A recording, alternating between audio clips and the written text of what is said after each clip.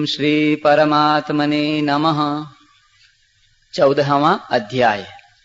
जिसको जानकर सबके सब मननशील मनुष्य परम सिद्धि को प्राप्त हो गए हैं, संपूर्ण ज्ञानों में उस उत्तम और परम ज्ञान को मैं फिर कहूंगा। उस ज्ञान की और क्या महिमा है भगवान? उस ज्ञान का आश्रय लेकर जो मनुष्य मेरी सधर्मता को प्राप्त हो गए हैं, अर्थात मेरे समान हो गए हैं, वे महासर्ग में भी पैदा नहीं होते और महाप्रलय में भी व्यथित नहीं होते। महासर्ग में प्राणी कैसे पैदा होते हैं? हे भारत, मेरी मूल प्रकृति तो उत्पत्ति स्थान है और मैं उसमें जीव रूप चेतन रूप गर्भ स्थापन करता हूँ, जिससे संपूर्ण प्राणी पैदा होते हैं। अतः हे कौन्तेय, अलग अलग योनियों में जितने भी प्राणी पैदा होते हैं, उन सब की उत्पत्ति में माता के स्थान पर मेरी मूल प्रकृति है और बीज स्थापन करने में पिता के स्थान पर मैं हूँ। महासर्ग के आरंभ में जीवों का अपने अपने गुण कर्म और स्वभाव के अनुसार प्रकृति के साथ विशेष संबंध करा देना ही भगवान के द्वारा बीज स्थापन करना है।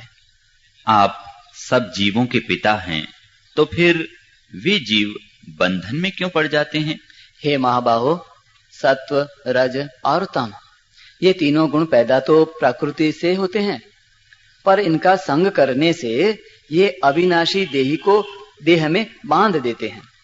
सत्व गुण का क्या स्वरूप है और वह देही को देह में कैसे बांधता है भगवान? हे निष्पाप अर्जुन, उन तीनों गुणों में सत्व गुण स्वरूप से तो निर्मल होने के कारण प्रकाशक और निर्विकार है, पर वह सुख और ज्ञान की आसक्ति से देही को देह में बांध देता है।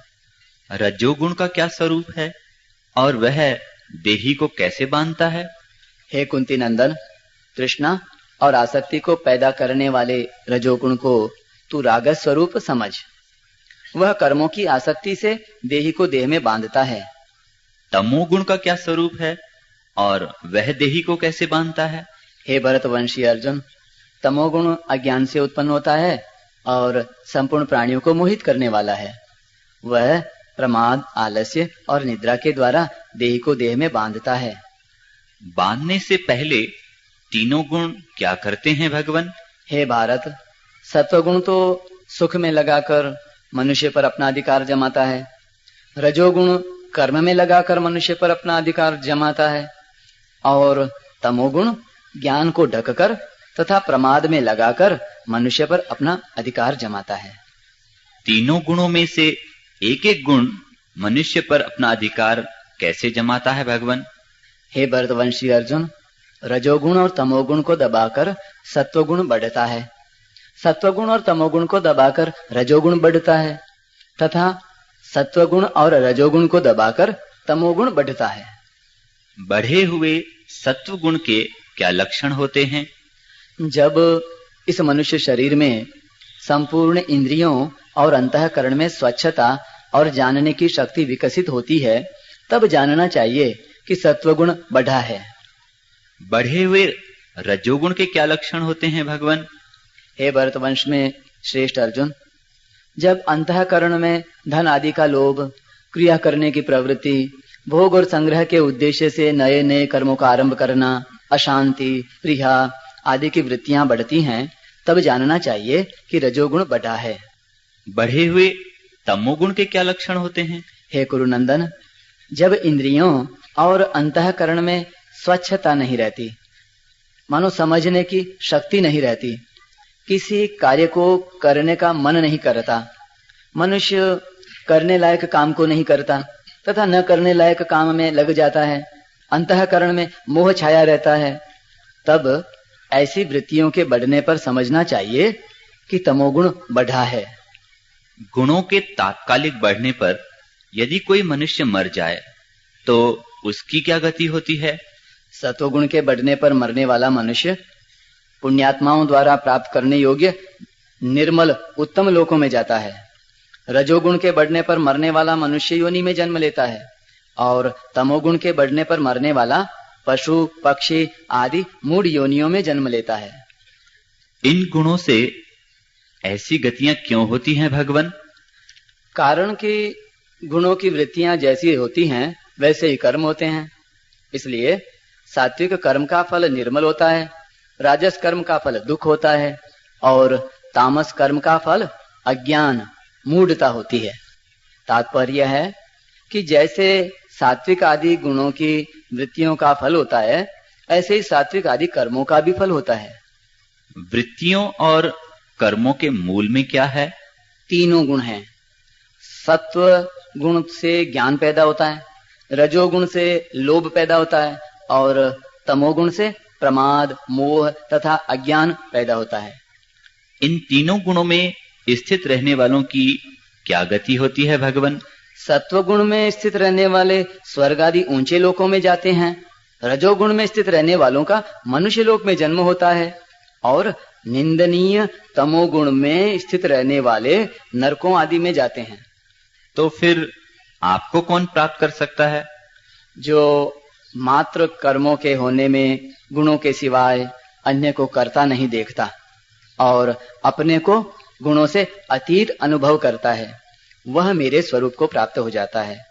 तथा वह विवेकी मनुष्य देह को उत्पन्न करने वाले इन तीनों गुणों का अतिक्रमण करके जन्म मृत्यु और वृद्धावस्था रूप दुखों से मुक्त होकर अमरता का अनुभव करते हैं। अर्जुन बोले, हे प्रभु, इन तीनों गुणों से अतीत हुआ मनुष्य किन लक्षणों से युक्त होता है? भगवान बोले, हे पांडव, सत्वगुण की प्रकाश, रजोगुण की प्रवृत्ति और तमोगुण की मोह, इन तीनों वृत्तियों के आने पर वह इनसे द्वेष नहीं करता और इनके न आने पर इनकी इच्छा नहीं करता। जो उदासीन की तरह रहता है, गुणों के द्वारा विचलित नहीं किया जा सकता तथा गुण ही गुणों में बरत रहे हैं ऐसा अनुभव करते हुए अपने स्वरूप में ही स्थित रहता है और स्वयं चेष्टा रहित है। गुणातीत मनुष्य के आचरण कैसे होते हैं भगवान? उसके आचरण समता पूर्वक होते हैं। जो धैर्यवान मनुष्य अपने स्वरूप में निरंतर स्थित रहता है तथा सुख दुख में, मिट्टी के ढेले, पत्थर और स्वर्ण में, इंद्रियों आदि के प्रिय अप्रिय में, नाम की निंदा स्तुति में, शरीर के मान अपमान में, शत्रु मित्र के पक्ष में सम रहता है और जो कामना आसक्ति को लेकर कोई नया कर्म आरंभ नहीं करता, वह गुणातीत कहा जाता है। गुणातीत होने का उपाय क्या है? जो मनुष्य अव्यभिचारी अनन्य भक्ति योग से मेरा ही भजन करता है, वह इन तीनों गुणों का अतिक्रमण करके ब्रह्म प्राप्ति का पात्र बन जाता है। भक्ति तो करे आपकी और पात्र बन जाए ब्रह्म प्राप्ति का, यह कैसे भगवान? भैया, ब्रह्म, अविनाशी अमृत, सनातन धर्म और एकांतिक सुख का आश्रय मैं ही हूँ, अर्थात ये सभी। राधे राधे गोविंदे गोविंदे राधे, राधे राधे गोविंदे गोविंदे राधे, राधे राधे गोविंदे गोविंदे राधे, राधे राधे गोविंदे गोविंदे राधे, राधे राधे गोविंदे गोविंदे राधे, राधे राधे गोविंदे गोविंदे राधे, राधे राधे गोविंदे गोविंदे राधे, राधे राधे गोविंदे गोविंदे राधे। जय सिया राम, जय जय सिया राम, जय सिया राम जय जय सिया राम। जय सिया राम जय जय सिया राम। जय सिया राम जय जय सिया राम। जय सिया राम जय जय सिया राम। जय सिया राम जय जय सिया राम। जय सिया राम जय जय सिया राम।